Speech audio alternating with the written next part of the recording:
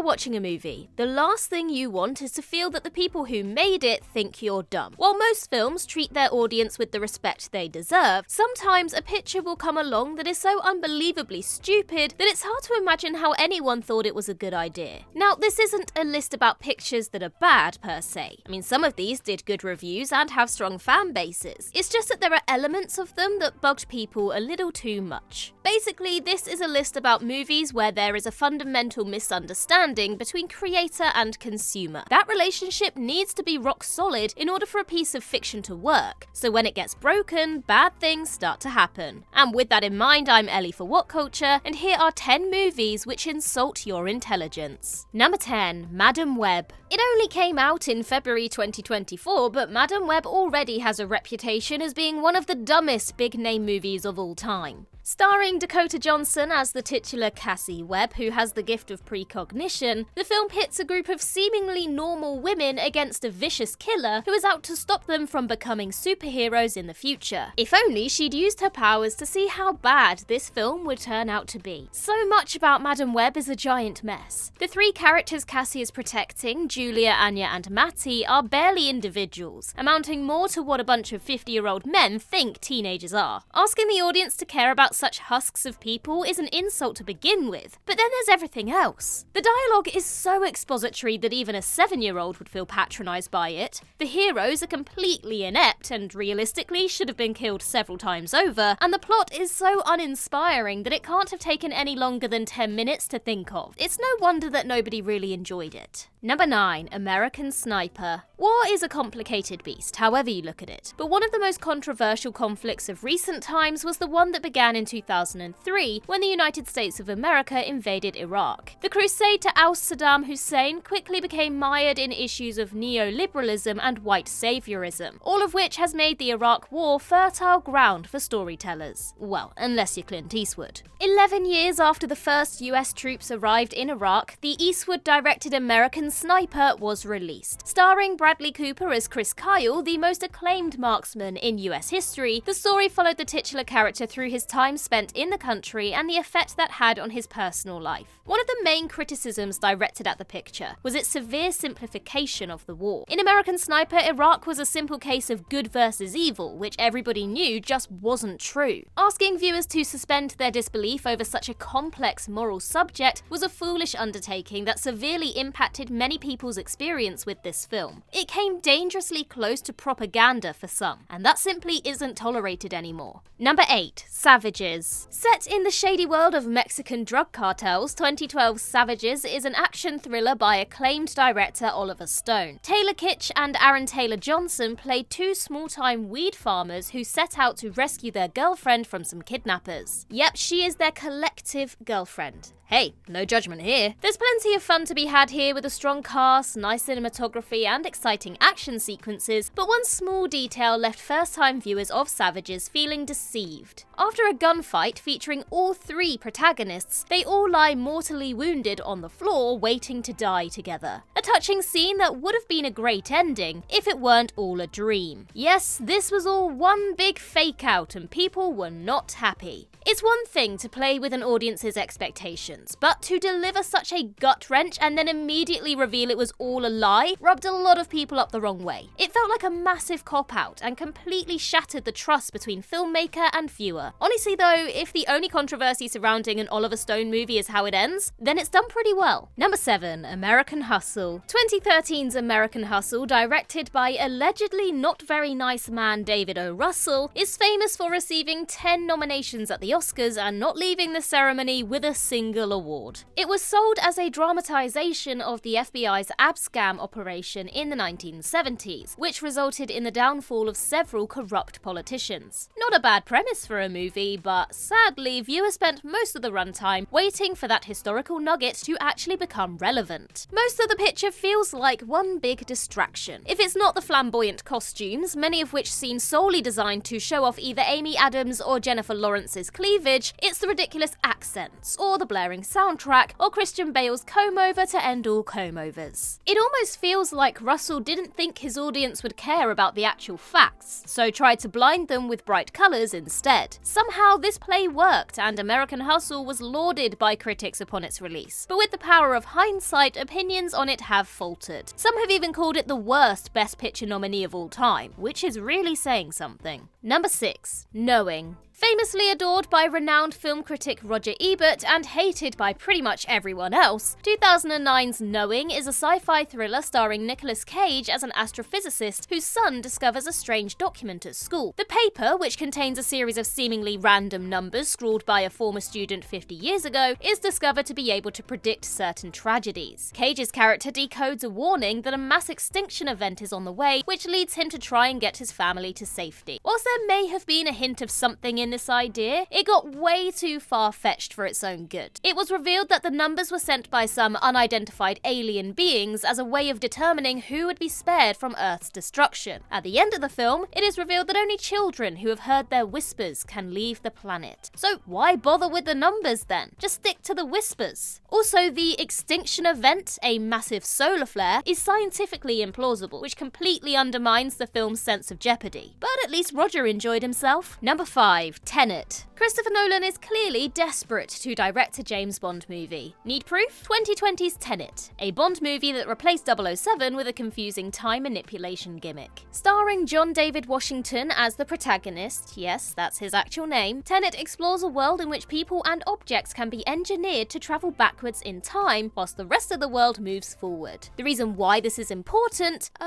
Honestly, I have no idea. Stuff goes backwards in time, that's it. Everything else that happens in Tenet is completely inconsequential and most of the time extremely confusing. Take the final battle scene, where two groups of soldiers from the same side converge on a singular target, one from the present and one from the future. This probably makes sense on paper, but in reality it just looks like they're shooting at themselves. If only this was the only part that made no sense. To expect audiences to follow along with this nonsense was a huge ask, especially as the world was still in the grip of the COVID-19 pandemic when this film was released. Number 4. Spectre. Speaking of James Bond, fans of history's best-dressed misogynist were highly hopeful for the franchise's 2015 offering, Spectre. This was the follow-up to the excellent Skyfall, which was also helmed by director Sam Mendes, and people couldn't wait to see what he'd do next. The answer? Not much. Spectre is thunderingly boring, a cardinal sin for the patron saint of cinema spectacle. Bond spends a lot of the movie tracking down Franz Oberhauser, later revealed to be his old enemy Ernst Stavro Blofeld, and that quest is sadly not very interesting. However, when he finally meets his foe, things somehow get even worse. During a classic villain monologue, Blofeld reveals that after Bond's parents died when he was young, the family he came to live with was his. That makes Bond and Blofeld adoptive brothers, a twist nobody saw coming and, more importantly, nobody wanted. There have been plenty of retcons in the Bond series, but asking longtime fans to accept that these two characters were now related was a step too far. Blofeld would appear in the next series installment, No Time to Die, but thankfully only to get killed. Number 3. Double Jeopardy. 1999's Double Jeopardy opens with Libby Parsons convicted of the murder of her husband, Nick. Turns out that Nick wasn't the doting hubby he appeared to be. He was actually under investigation for embezzlement, so faked his death and pinned it on his wife so he could dodge the charges. When Libby finds out he's still alive, she's understandably quite miffed. This sounds like a pretty good setup for a classic revenge thriller. Libby escapes from jail, hunts Nick down, and puts him away for good. Unfortunately, that's not exactly how it plays out. Libby's main motivation is the advice of a former lawyer. He tells her that due to the double jeopardy clause in the US Constitution, she can't be convicted of the same crime twice, so she can murder Nick for real and get away with it. This is in no way how double jeopardy actually works. Nobody would ever not convict Libby for actually killing her husband. That is blatantly obvious. This ex-lawyer is either really stupid, which would explain why he's in prison, or is full-on messing with a vulnerable woman. Either way, this was really stupid. Number 2. Prometheus. When a group of scientists set out on a journey to discover the origins of mankind, they came face to face with a terrifying truth, that they're all idiots. Prometheus, Ridley Scott's 2012 offering and a loose prequel to his Alien universe, is set on a mysterious planet landed on by the hapless crew of the film's namesake craft. They set out to explore this new location, making dozens of basic mistakes in the process. Shortly after landing on this new world, the crew all take their helmets off. Even though they knew the air was breathable, this still made them susceptible to disease, sudden changes in environment, and, well, just about everything. People wander off for no reason, everybody loses track of everybody else, and the guy financing the expedition has no sense of urgency about him, even when things start to go wrong. Basically, Prometheus is one gaping logic hole after another, and viewers were not having it. A pretty film?